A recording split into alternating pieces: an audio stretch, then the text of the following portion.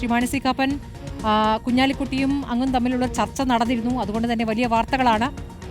ഇപ്പോൾ പാലായുമായി ബന്ധപ്പെട്ടൊരു ചർച്ച നടന്നോ?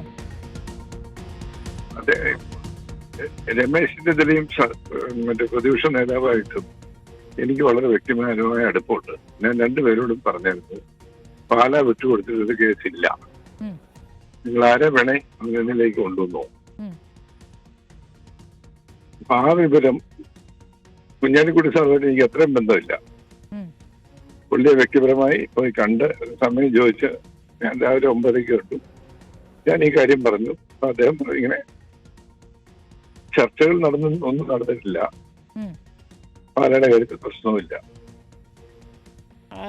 കുഞ്ഞാലിക്കുട്ടി പാലയുടെ കാര്യത്തിൽ പ്രത്യേകിച്ച് ഒന്നും പറഞ്ഞില്ല എന്നാണോ മനസ്സിലാക്കേണ്ടത്?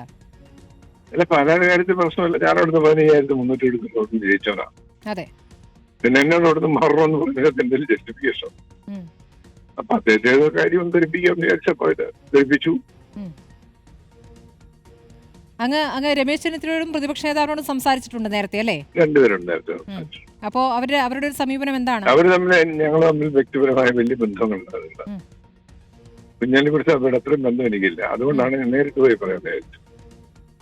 അല്ല, അങ്ങ് എന്താണ് പറഞ്ഞത്? അങ്ങ് പറഞ്ഞപ്പോൾ അവരുടെ തിരിച്ചുള്ള പ്രതികരണം അങ്ങനെയാണെങ്കിൽ കുഴപ്പമില്ല എന്നതാണോ? അങ്ങനെ ചർച്ച വന്നിട്ടില്ലെന്നാ പറഞ്ഞത്. അങ്ങ് പക്ഷെ അങ്ങോട്ട് പറയുകയായിരുന്നു, അല്ലെ, പാല വിട്ടുകൊടുക്കില്ല? അല്ല, ഞാൻ പറഞ്ഞത് പത്രമാധ്യമങ്ങളുടെ ദൃശ്യമാധ്യമങ്ങളുടെ വാർത്ത വന്നു. സോണിയാഗാന്ധി എന്നോട് സംസാരിച്ചെന്ന് പറഞ്ഞു. ഞാൻ ഈ സോണിയാഗാന്ധി ഇന്നുവരെ കണ്ടിട്ടില്ല. രാഹുൽ ഗാന്ധിയും പ്രിയങ്ക ഗാന്ധി എനിക്കറിയാം. ഒരു ഹൈക്കമാൻഡും ഒരു ലോ കമാൻഡും എന്നോട് സംസാരിച്ചിട്ടില്ല. എന്റെ കാര്യം വ്യക്തമാക്കാൻ ഞാൻ അവിടെ വരെ ചെന്നു, പറഞ്ഞു, പോന്നു. ഈ പാല വേണമെന്ന് ജോസ് കെ മാണി ഇപ്പോൾ വരുന്നില്ല എന്നൊക്കെയാണ് ഇപ്പോൾ പറയുന്നത്. പക്ഷേ ഇനി ചർച്ച നടന്നുകൂടാ എന്നില്ലല്ലോ. ജോസ് കെ മാണി കൂടി വരുന്നതാണോ അങ്ങേക്കും താല്പര്യം?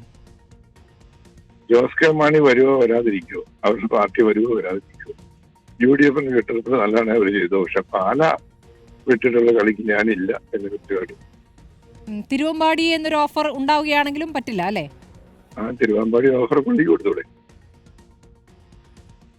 ഈ ജോസ് കെ മാണിക്ക് കൊടുത്തൂടെ?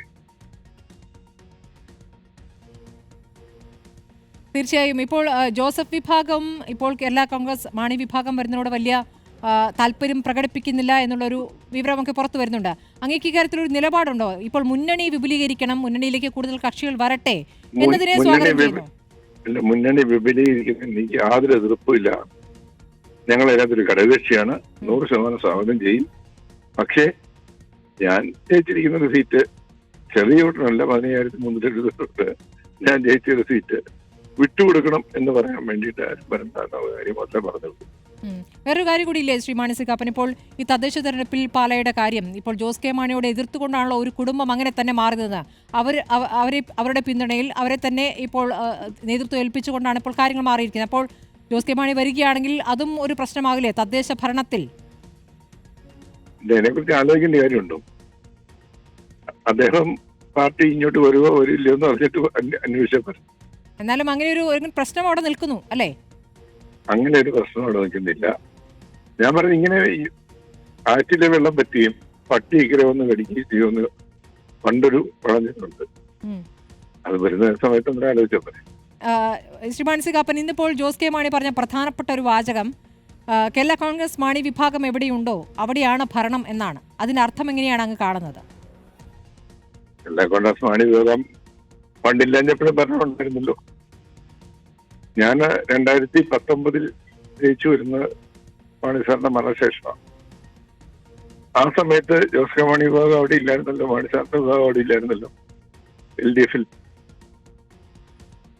അതങ്ങനെ കണ്ടു പറഞ്ഞിട്ട് കാര്യമൊന്നുമില്ല. ഇനിയിപ്പോൾ ഇത്തരം ചർച്ചകൾ ഉണ്ടാകുകയാണെങ്കിൽ എന്തായാലും നിലപാട് അറിയിച്ചിരുന്നു, ഒരു തരത്തിലും അത് മാറില്ല, അല്ലെ? പാലയുടെ കാര്യത്തിൽ വിട്ടുവീഴ്ചയില്ല, അത് അന്തിമ തീരുമാനമാണ്. ഞാൻ കൃത്യമായി പറഞ്ഞു കഴിഞ്ഞു, പറയേണ്ടവിടെ എല്ലാം അറിയിക്കേണ്ട എല്ലാം അറിയിച്ചു കഴിഞ്ഞു. വളരെ നന്ദി ശ്രീ മാണി സി കാപ്പൻ വിശദമായി തന്നെ പ്രതികരിച്ചതിന്. പാലാ വിട്ടുകൊടുക്കുന്ന പ്രശ്നമില്ല, അത്തരം ചർച്ചകളൊന്നും നടന്നിട്ടില്ല എന്നാണ് കോൺഗ്രസ് നേതാക്കൾ തന്നെ അറിയിച്ചത്. രമേശ് ചെന്നിത്തലയും പ്രതിപക്ഷ നേതാവും സംസാരിച്ചിട്ടുണ്ടെന്ന കാര്യം അദ്ദേഹം സ്ഥിരീകരിക്കുന്നു. അതേസമയം കുഞ്ഞാലിക്കുട്ടിയുമായി അത്ര വിശദമായി ഈ കാര്യങ്ങളിലേക്കൊന്നും പോയിട്ടില്ല, പാലാ വിട്ടുകൊടുക്കുന്നില്ല. മാധ്യമ വാർത്തകളോടുള്ള പ്രതികരണം എന്ന നിലയ്ക്ക് ഇക്കാര്യം പറഞ്ഞു എന്നാണ് അദ്ദേഹം ഇപ്പോൾ നമ്മളോട് പറഞ്ഞിട്ടുള്ളത്.